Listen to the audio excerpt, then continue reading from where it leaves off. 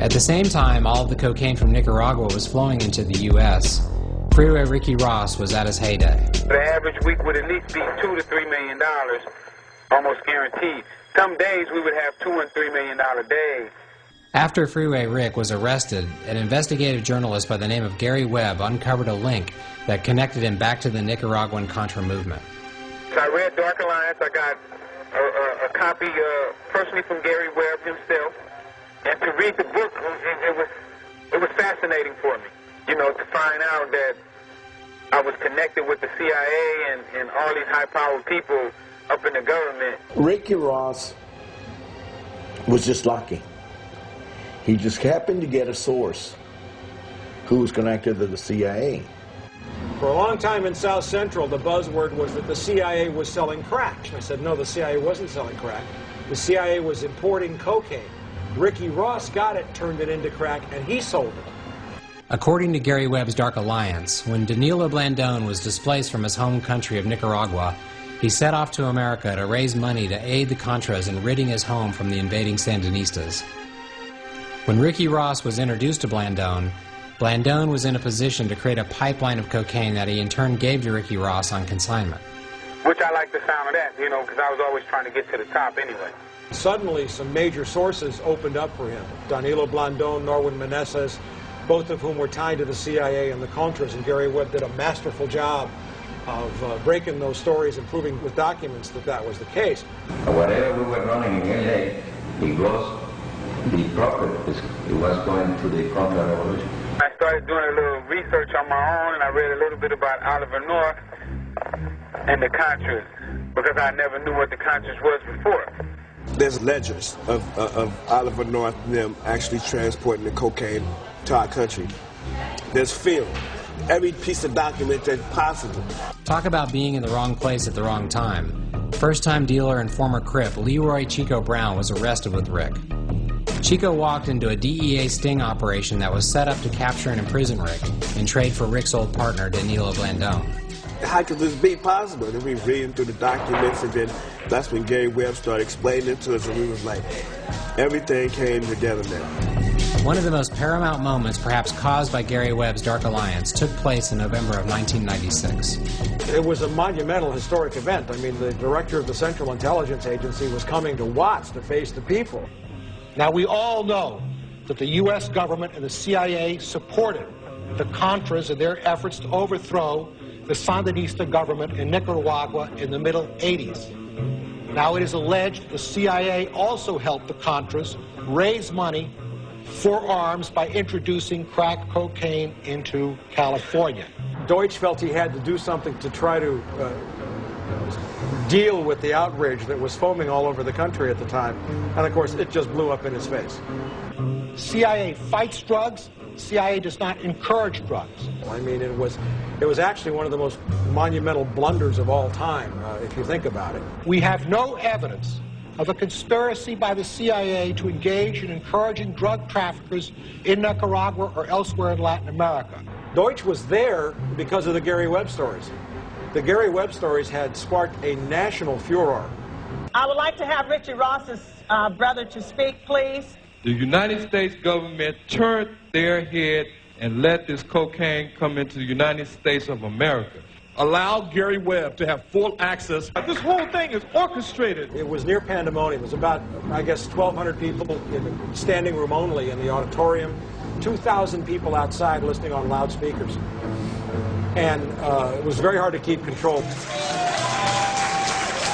I got called on finally, and I said to her very clearly, I was looking right at Deutsch. I am a former Los Angeles police narcotics detective, and I work South Central Los Angeles, and I will tell you, Director Deutsch, that the agency has dealt drugs throughout this country for a long time.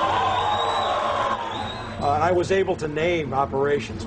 Director Deutsch, I will refer you to 3 specific agency operations known as Amadeus, Pegasus, and Watchtower. I have Watchtower documents heavily redacted by the agency.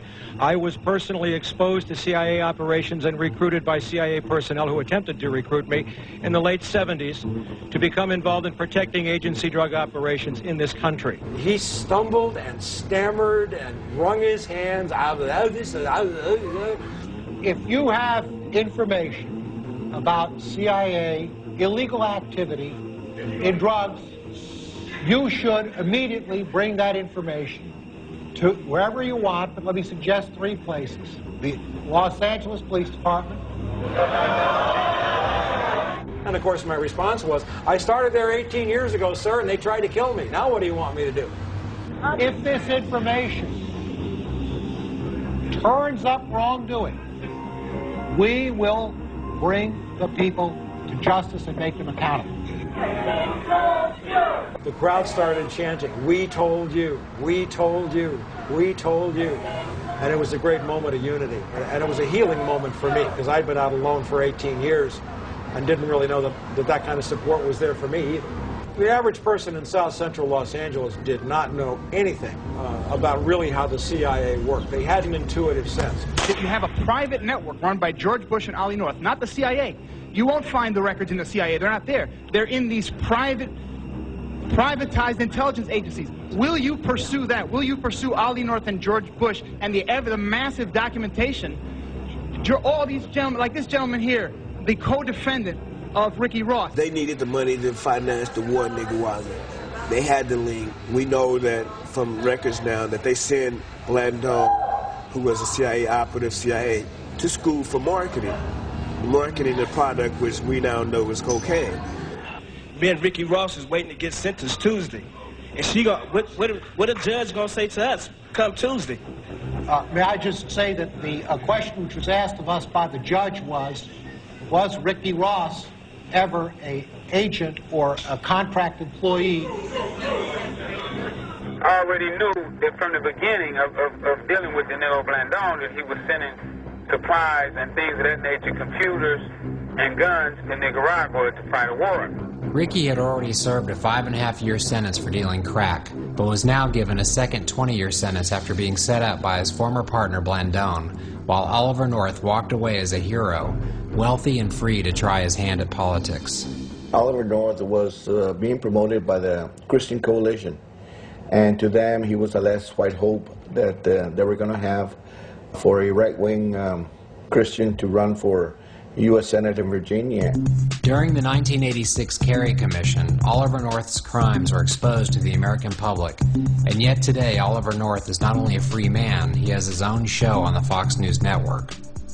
It's amazing that Oliver North has his own TV show, and hopefully when I get out, I plan on having my own. How does a federal agency like the CIA exert control over local law enforcement agencies?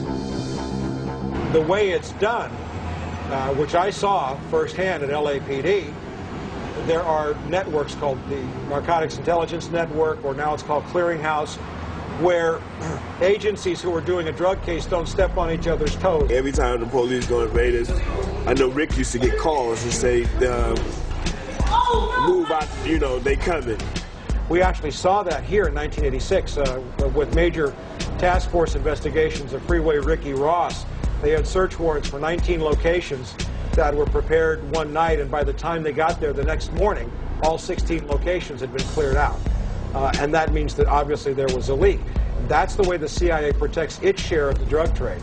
Just one night, I got a tip from Danilo not to go over, and just so happened to be the night that they raided. Crack use spread like wildfire in the early 1980s. And in Los Angeles, a drug dealer known as Freeway Ricky Ross was in the middle of it. Prosecutors called Ross the Walmart of crack. He made millions in the early 80s dealing to Los Angeles street gangs.